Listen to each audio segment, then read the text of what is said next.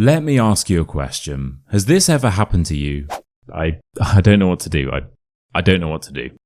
I've invested my life savings into this cheese business and it's failing. It's failing. Not only am I not selling enough cheese, but mice keep stealing my stock as well. Hey, give that back. What shall I do? Who am I kidding? Of course this has happened to you. This has happened to everyone. And do you know what you should have said in this situation? Well, you probably should have used one of the 6 beautiful English expressions I'm going to teach you in this video that will not only help you to instantly sound more fluent, but will help to bring some personality to your speech as well. Let me show you exactly what you should have said. Listen, mate. Rome wasn't built in a day. Just keep going. You'll be fine. Yeah, you're right, actually. You're right. I guess Rome wasn't built in a day. A nice expression, by the way. That really made you instantly sound more fluent whilst bringing a bit of personality to your speech as well. Thanks for your help. I guess I'll just keep Hey, bring that back, you thieving bat! Whoa, okay, we get it. Calm down. So the first expression is, Rome wasn't built in a day. And this is just a very native way of saying, great achievements take time and effort to accomplish and therefore cannot be rushed or done quickly. So here, building the city of Rome is a metaphor for this great thing that you're trying to achieve, and by you reminding the other person that it wasn't built in a day, just shows them that it's going to take a lot of time. So this expression is commonly used to encourage the other person to stay patient, especially when they're getting a bit frustrated that something isn't happening quickly enough. It's kind of like saying, listen mate, you're making progress on this huge goal, which is brilliant, well done, but don't expect instant results. You know, Rome wasn't built in a day. Now just so you know, I forgot to say, but everything from today's video will be included in a completely free PDF, and the link to that is in the top comment. Cool. So now that you know that expression, I think it's time we check back in with our friend and see how he's doing. Hey friend, I just wanted to check back in with you and see how you're doing. Good, yeah, kind of. I spoke to the mice and we came to an agreement. Yeah, so they actually offered me a job. You're working for the mice now. Yeah, so I supply cheese to them and they pay me in mice fur, which I can then turn into mice fur products like scarves and coats and things like that, and then I can sell those, you know? So what do you think? Mice fur products. Right. Well, listen mate, you haven't sold a block of cheese in 7 weeks, and you've been open for 2 months. So if you ask me, beggars can't be choosers. Take the deal. Mice fur. Classic British education. Anyway, I just use this expression, beggars can't be choosers, and this is used when the other person is in a bad situation or doesn't have many other options and therefore cannot afford to be picky or choosy. You know, they have to take whatever they can get. So a beggar is someone who is normally in quite an unfortunate situation and therefore has to ask or beg for money or food. And most of the time they literally can't afford to be choosy or a chooser. So beggars can't be choosers. Now this expression is usually said a bit bluntly, so when the other person's standards are too high, despite not really having much choice. It's kind of like saying, listen mate, just take what you can get, you're not really in a position to be picky. Great. Now let's see how our friend is getting on with his new, unique arrangement. Hey friend, I just wanted to see how you're getting on with your new unique arrangement. Yeah, I mean, I've sold loads of cheese, although I'm not really making any money, but I've got bags of mice fur all ready to go. Right. Ready to go where exactly? That's the question, mate. Yeah, that's the question. Yeah.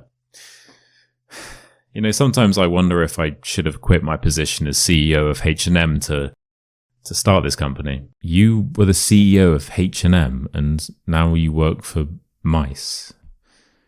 Well, listen, mate, these things happen all the time and the grass is always greener. So I reckon you should just stay here and find a way to make this bloody cheese business work. You know what? You're right. The grass is always greener. Cool expression, by the way. That really made you instantly sound more fluent whilst bringing a bit of personality to your speech as well. But yeah, I'm going to just stay here and find a way to make this bloody cheese business work. Yeah, coming. Sorry. I need to go now. My break's over, but I'll speak to you later. CEO of H&M, classic British education. Anyway, what was that expression I just used? Well, I said that the grass is always greener. And this is just a very common way of saying that other situations or opportunities often look better than your own, normally when it isn't even true. So just imagine that you are in a park and you look down and the grass doesn't actually look that green. It looks a bit dirty, a bit sad, a bit dead, kind of like the type of grass that you see in parks randomly placed in the middle of massive cities. And then all of a sudden you look to your left and you notice this other park, and the grass here looks beautiful. It looks so green and luscious. So you start running there as fast as you can. And when you finally arrive, you look down and you realize that upon closer inspection, the grass here isn't actually as green as it first looked. It's also a bit dead and a bit dirty. Then the funny thing is you look back to the park that you just came from and the grass there suddenly looks a lot greener instead. So the point is that the grass is always greener on the other side. So this expression is all about envy and regret, looking at what might have been and assuming that it's better than your current situation. Right then, I think it's time we check back in and see how it's going with our old friend. Hey man, I just wanted to check back in and see how things are going with you, my old friend. Mate, amazing. I found a buyer. For the mice fur, £100,000 a bag. I don't know who it is, but who cares? I'm rich again. Wow, well done. 100,000 a bag. Sounds almost too good to be true. Yeah, well, I'm not done there. The buyer is a huge cheese fan and has even offered to start getting that from me as well. So I might not even need the mice after all. What do you think? Mate, you're selling bags of hair for £100,000. You know, if it ain't broke, don't fix it. You're absolutely right. Anyway, if you will excuse me, I've got some furry checks to cash. They're not actually furry, it's just the checks, the money came from the mice fur, so I called it furry checks, but they're just like normal checks, but you get it. You get the joke, right? Furry checks. Whatever will I think of next? Anyway, I actually used two expressions there. And the first one was, that sounds too good to be true. Now you can probably guess what this means, but it's just a very native way of saying that if something sounds a bit too perfect, then it probably isn't real. There's some sort of catch. It's too good to be true. And the other expression was, if it ain't broke, don't fix it.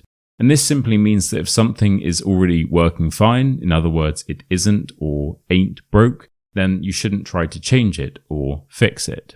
So this is often used when people are overcomplicating something or interfering unnecessarily. It's basically like saying, leave it alone, it's already working. Right. Let's check back in with our friend one final time. Hey, I just wanted to check back in with you, my friend, one final time. It was a trick.